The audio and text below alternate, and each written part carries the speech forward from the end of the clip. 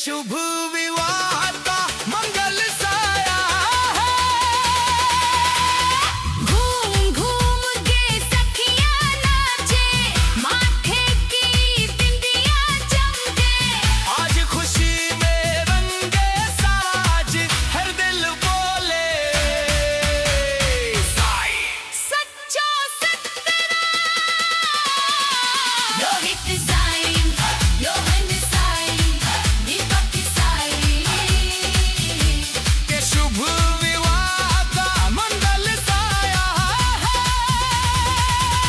रहे सदा ये जोड़े सलामत, हर पल बरसे साड़ी रहमत। हर हाल में साथ चले जीवन भर, प्यार बने इनका सबसे सुंदर धन। रोहित साई, रोहन साई, दीपक साई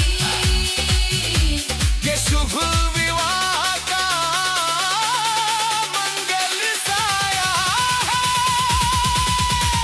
रहन की साहिब झाम सजा, सच्चे साईं के हम भी बजे साथ। ढोलक नगाड़े ताली शोर, नाचे प्रेमी हर एक ओर। रोहित साई, रोहन साई, दीपक साई के शुभ विवाह का मंगल साया है। साई की कांवड़ घर को हम सब करें सलाम।